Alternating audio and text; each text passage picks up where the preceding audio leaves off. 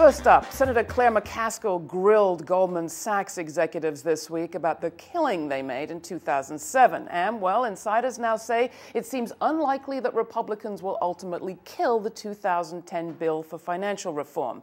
But what's in the bill exactly at this point? And what about when the lobbyists are done with it? Will it make a difference for folks on Main Street? And just what will happen, if anything, to change that all-important equation of power between Congress and Wall Street? Who's regulating whom? You tell me. You can write to me, Laura@grittv.org. Senator Bernie Sanders, coming up. You are the bookie. You are the House. You have less oversight and less regulation as you all began this wild, wild west of tranches, waterfalls, equity tranches, residual, warehousing. As you began all that, you had less oversight than a pit boss in Las Vegas. What you worried about most was a bad article in the Wall Street Journal, not a regulator. You were chasing compensation. You were chasing your colleagues in other investment banks. And you were trying to make a killing. It was a lot of sound and fury this week in congressional hearing rooms, but what's really going to come of it? With us is independent socialist Senator from Vermont, Bernie Sanders. Welcome back to Grit TV, Senator. Good to be with you, Laura. That's the question. Has anything changed after all that ticking off from McCaskill and the crew? Well, I think one thing has changed is that the Republicans now understand from a political perspective that it is not good to just delay and prevent the bill from coming to the floor. So they've caved in on that. The debate begins today, and we will see what happens. What's in the bill at this point? That's what everybody wants to know. Well, what's in the bill are a number of things. The question is whether what is in the bill goes far enough to really address how we got into this crisis and really deal with the basic problems that Wall Street presents. And I think not. I think the bill is a step forward in a number of ways. But let me just suggest to you 3 or 4 ways that it does not address the key problems. Number one, if you're dealing with too big to fail, and you never want to be in a position where the taxpayer has to bail out these huge financial institutions, at the end of the day, the only way you successfully do that is end too big to fail by breaking up these very huge financial institutions. And Laura, one reality that most Americans are not aware of is that you have the 4 largest financial institutions in this country that have over $7 trillion in assets, which is more than 50% of the GDP of the United States of America. This bill does not begin to address the need to break these financial institutions up. We are going to be working on an amendment to do that. It will be fiercely opposed, obviously, by Wall Street. So point number one, if you are serious about ending too big to fail, if you are serious about ending the concentration of ownership and all of the power that these huge behemoths have, you ultimately have to break them. Otherwise, you come up with a different strategy which says we need an early warning system. We need a special counsel who is going to be there to warn us if they are teetering on the edge, and then we can move forward. But I think that's probably a little bit too late. I think you're going to have to move aggressively to break them up. You wonder, if not now, then when, after those hearings with Goldman Sachs executives there testifying? I mean, if we can't move forward on what you're proposing at this point, what's it going to take? And what's the likelihood that we'll see any more teeth now than we will see, or any more teeth later than we are seeing now? Well, that's a good question, Laura. And I think the point should also be made in terms of too big to fail. People will be surprised at this, that 3 out of the 4 largest financial institutions are significantly bigger today than they were before we bailed them out because they were too big to fail. So if not now, when is what you're asking, and that is the right question. What about consumer protection? Are we going to get an agency that's truly independent, that truly can do anything on behalf of Wall Street? Well, the answer there is, I think so, but like everything else, you can have an agency which can have a lot of fine language attached to it, but if you don't have strong leadership, it's not going to mean anything.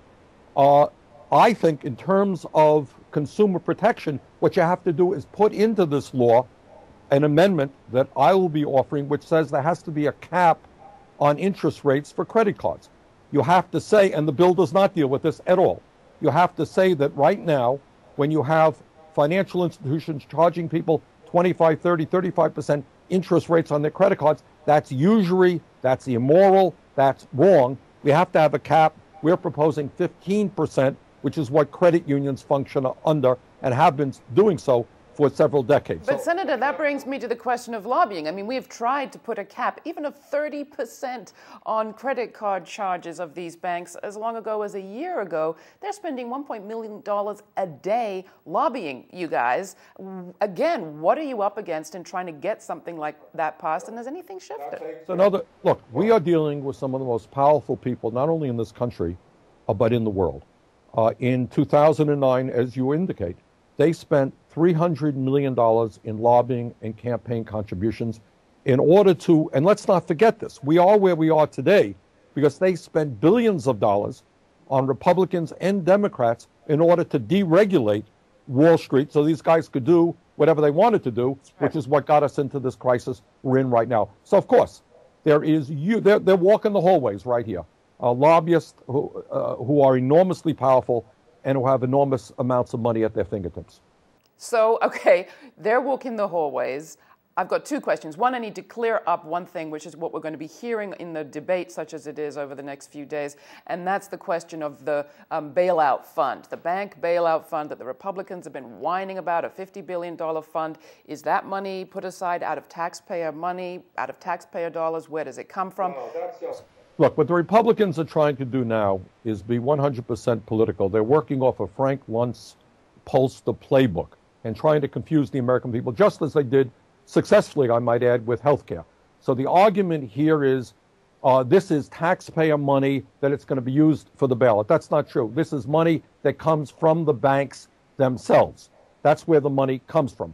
Now they're arguing, well, maybe that is the case, but it really is going to lead to a taxpayer bailout.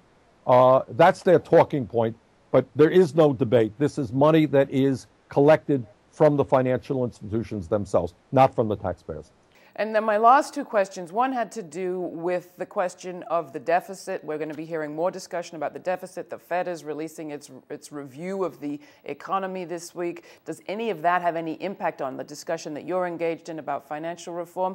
And the second question, and perhaps the last, is, they're walking the hallways. We can't all walk the hallways, the rest of us. What can we do, given what we're up against? Well, get on the phone, get on your computer and start emailing, and let members of the Senate understand that you want real Wall Street reform. Now, another issue that we're going to be bringing up is transparency at the Fed. And ironically, on this one, Laura, we have the support of some of the most conservative members of Congress who agree with me that it is insane that we have lent out trillions of dollars to these huge financial institutions, and we don't know who they are. And we don't charge them 30% interest, if you don't mind me saying so. We didn't charge them anything. Oh, that's right. And there's huge scams, I think, involved in this. But that's another story. In terms of the deficit, it's kind of a different issue than what we're dealing with now. But here's the fear there. You're going to have people making the point that this country has a huge deficit, which is true, and a huge national debt, which is also true. Somehow, the people who are loudest in making the point forget to tell us how we got there, which is the war in Iraq that they voted for, which are tax breaks for billionaires, which they voted for, which is the Wall Street bailout, which they voted for, which is the Medicare Part D prescription drug program, which was written by the insurance companies that Bush and they pushed. Having said that, so in other words, they got us into this situation to a significant degree, and then they're saying, oh my word, we have a terrible deficit. What do we have to do? Well, at the end of the day, I'll tell you what the Republicans want to do. You got 10 seconds.